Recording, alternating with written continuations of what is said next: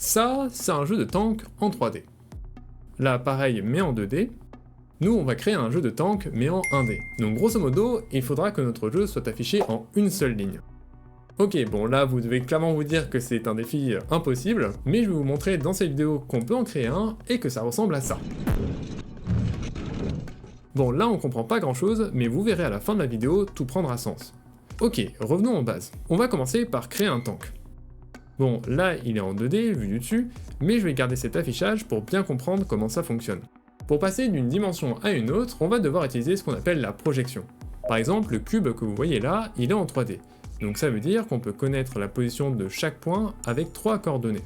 La hauteur, la longueur et la profondeur. Mais si je vous disais qu'en réalité, vous le voyez en 2D. Et oui, quand on y pense, comme il est affiché sur un écran, ça veut dire que je peux dire sur quelle colonne et quelles lignes de pixels sont affichés chacun de mes points. Et c'est là qu'entre en jeu la projection. On va dire à chaque point de notre cube où il doit s'afficher sur notre écran.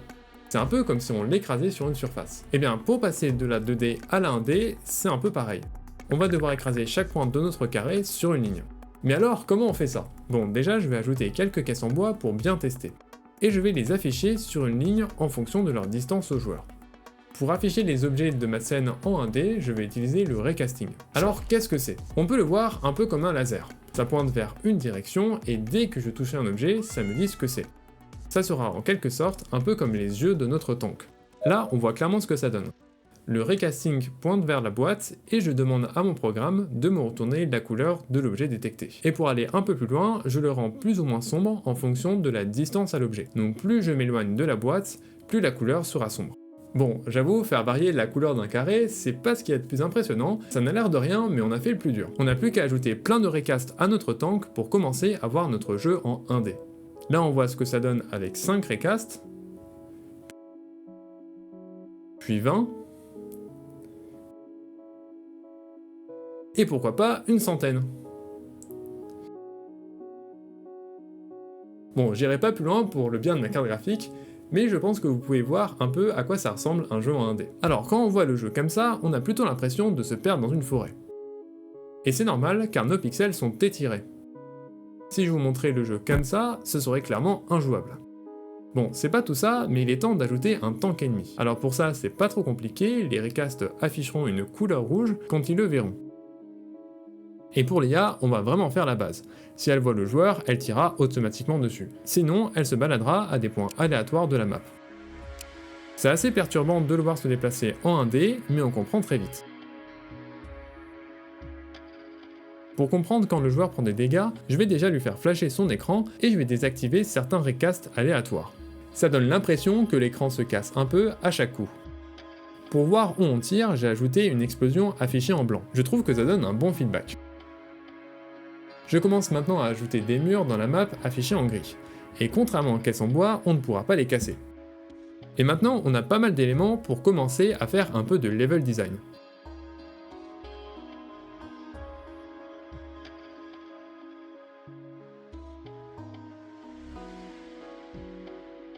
Bon, le problème, c'est qu'avec ce look-là, ça donne pas vraiment envie. Donc pour améliorer ça, on va ajouter du post-processing. Ce sont des effets qu'on va rajouter en plus sur notre écran. Et je me suis dit que ça passait plutôt bien avec ce genre de jeu. Et bien sûr, ce n'est plus du tout la même avec un peu de bruitage.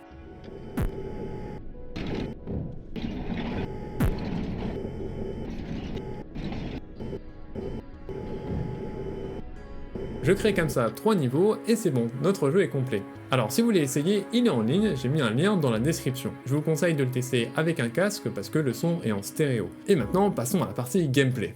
Ah d'accord, ouais. Oh l'angoisse. Ah c'est lui alors j'imagine. Ouais c'est lui.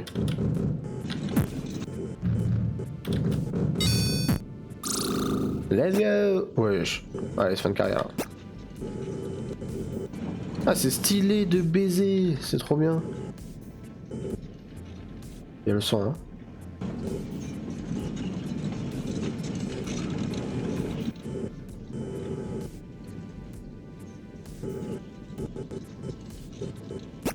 Riche.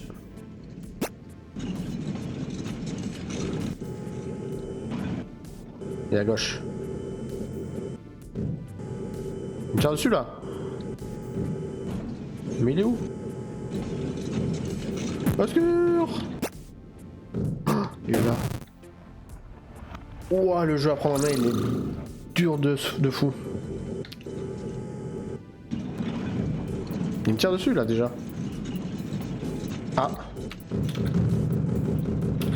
Alors toi.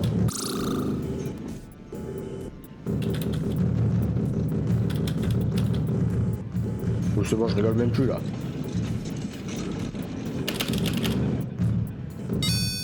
Je l'ai fumé. Bon.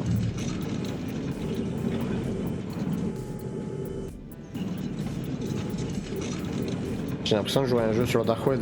Dark Web. Hi. Par contre, je sais pas comment t'as fait ça, hein. C'est stylé. Hein. C'est stylé de fou.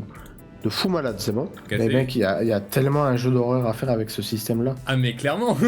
T'imagines, t'es dans là. Mec, t'es dans un sous-marin, genre. Ouais. T'es dans un sous-marin, tu peux pas voir l'extérieur en tant que joueur. Genre, tu contrôles vraiment le perso à l'intérieur. Ouais. En FPS, tu vois. Ouais. Et en fait, tu dois faire des scans. Genre, tu appuies sur un bouton, ça scanne tout ce qui est autour de toi. Ouais. Mais par contre, ça va, on s'y habitue bien. Hein. Au début, quand j'ai lancé, j'ai rien compris. Ouais. Alors, les premières secondes, j'ai rien compris. Quand j'ai retesté, en fait, quand j'ai vu que je pouvais switcher, Ouais. ça va, tu vois. J'ai fait le premier niveau en vue normale, et après, je suis passé en full machin. Je l'ai fait plusieurs fois. D'accord. Ok, bah nice alors. Si le concept de la vidéo vous a plu, n'hésitez pas à vous abonner et à partager, et je vous dis à la prochaine pour une autre vidéo.